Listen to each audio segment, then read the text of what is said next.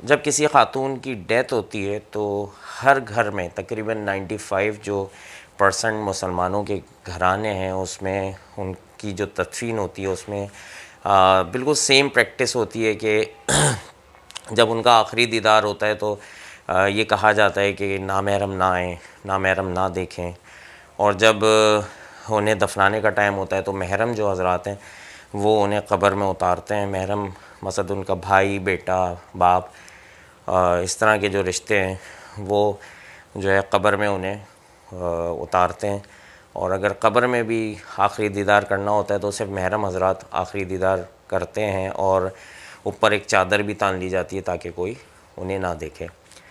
اور جو خواتین کا جو کفن ہوتا ہے اس میں مردوں کے لحاظ سے جو کپڑا ہوتا ہے وہ زیادہ ہوتا ہے، تو سوال یہ ہے کہ اس خاتون سے کسی کو کوئی نقصان نہیں، اگر کوئی اسے دیکھ بھی لے نامحرم تو اس کو بھی کوئی نقصان نہیں، اور جو دیکھ رہا اسے بھی کوئی نقصان نہیں ہوگا کہ وہ انتقال کر چکی ہے۔ تو جب ہم سب کا اتفاق اس چیز پہ ہے کہ مرنے کے بعد خاتون کا اتنا پردہ ہے، تو یہ سوچیں کہ زندہ خاتون کا کتنا پردہ ہونا چاہیے کہ جس کی بے پردگی سے معاشرے میں جو ہے وہ بے حیائی پھیلے چلے جا رہی ہے۔ تو جب ہم مردہ عورت کے لیے اتنا زیادہ سنسیئر ہیں اور اتنا زیادہ ہم خیال کرتے ہیں ایک مردہ عورت کے لیے، تو ہم زندہ عورت، زندہ لڑکی کے لیے خیال کیوں نہیں کرتے کہ ہم اس کو پردے کی تلقین کیوں نہیں کرتے؟ وہ خاتون، ہماری بہن، ہماری بیٹی، ہماری ماں اس طرح سے کیوں نہیں پردے کا خیال کرتی کہ جیسے اسے اپنی زندگی میں کرنا چاہیے؟ اللہ تعالیٰ نے قرآن میں صاف فرمایا کہ اے نبی اپنی بیویوں، صاحبزادیوں اور مسلمان کی عورتوں سے کہہ دیں کہ اپنی چادر کا ایک سرا اپنے چہرے پہ ڈال لیں۔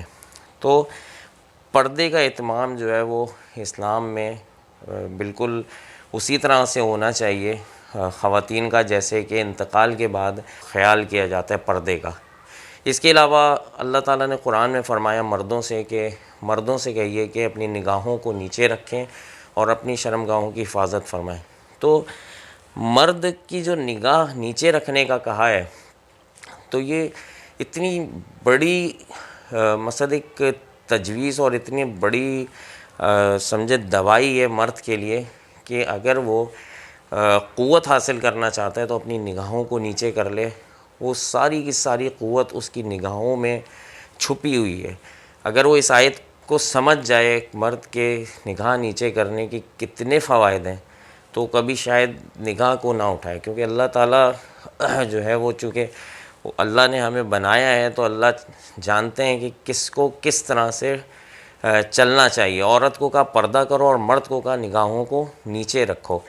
تو عورت پردہ کرے نہ کرے وہ اس کا عمل ہے، لیکن مردوں کو چاہیے کہ اپنی نگاہوں کو نیچے رکھیں، چونکہ شیطان کو نفس نہیں، جو ہم کہتے ہیں نا شیطان نے بہکایا، شیطان سے بڑا نفس ہے۔ نفس جو ہے وہ اس نے ہی شیطان کو بھی بہکایا تھا۔ تو نفس کا کنٹرول اتنا آسان نہیں ہے، بہت مجاہدات لوگوں نے کیے پھر بھی نفس جو ہے بہکا ہی دیتا ہے۔ تو اس کے کنٹرول کے لیے اللہ تعالیٰ نے بتا دیا کہ دیکھو نگاہوں کو نیچے رکھو۔ یہ نہیں کہا عورتوں سے، ہر اس چیز سے نگاہوں کو آپ نے جھکانا ہے جو چیز آپ کو اللہ سے غافل کر دے۔ ایک بہت خوبصورت گاڑی جا رہی ہے، اس کو آپ نے دیکھا اور آپ اسی میں مگن ہو گئے، اس سے بھی نگاہیں نیچے کر لیں۔ آپ ایک بہت خوبصورت گھر کو آپ نے دیکھا اور آپ اس گھر میں مگن ہو گئے اور اس کی خوبصورتی میں آپ بالکل گم ہو گئے کہ آپ کے ذہن سے اللہ کا خیال ہی نکل گیا، تو اس سے بھی آپ نگاہوں کو نیچے رکھ لیں۔ کیونکہ مجھے اچھی طرح یاد ہے کہ جب میں 22 سال کا تھا تو میں جب کلفٹن جاتا تھا، کلفٹن میں بڑے بڑے گھر ہیں کلفٹن ڈیفینس میں، تو مطلب میں اس کو دیکھ کے جو ہے نا وہ گم ہو جاتا تھا، اور گم ہو کے میں دعا یہ کرتا تھا اللہ پاک مجھے اس جیسا گھر عطا فرما۔ اور الحمدللہ آج وہ کیفیت ہے کہ وہی گھر ہے، انہی گھر کو دیکھ کے میں کہتا ہوں یا اللہ مجھے یہ گھر نہیں چاہیے، کیونکہ بڑا گھر ہے، میں کیا کروں گا اتنے بڑے گھر کا؟ کیونکہ جتنا زیادہ آپ کے پاس ہوگا اتنا ہی حساب آپ کو دینا پڑے گا۔ ایک غریب آدمی جو ہے نا وہ 500 سال، آپ صلی اللہ علیہ وسلم نے فرمایا ایک غریب آدمی امیر سے 500 سال پہلے جنت میں چلا جائے گا۔ اگر ایک غریب آدمی کو اس چیز کا اندازہ ہو جائے نا تو وہ زندگی بھر اپنے غریب رہنے کی دعائیں کرے کہ مجھے امیر ہونا ہی نہیں ہے۔ یہ غریبوں کے لیے نبی پاک صلی اللہ علیہ وسلم نے خوشخبری دے دی کہ غریب جو ہے وہ امیر سے 500 سال پہلے جنت میں چلا جائے گا۔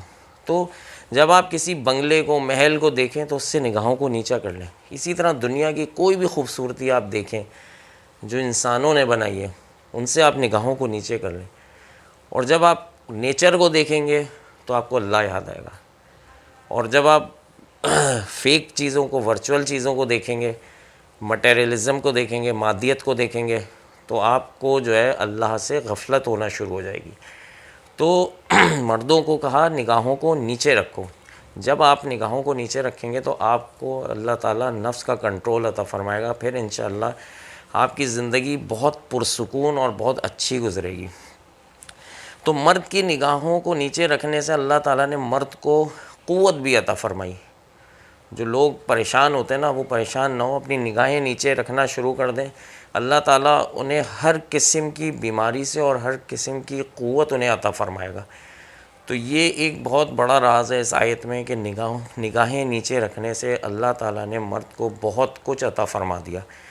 تو خواتین کے لیے پردہ ہے اور مرد کے لیے نگاہوں کو نیچے رکھنا ہے۔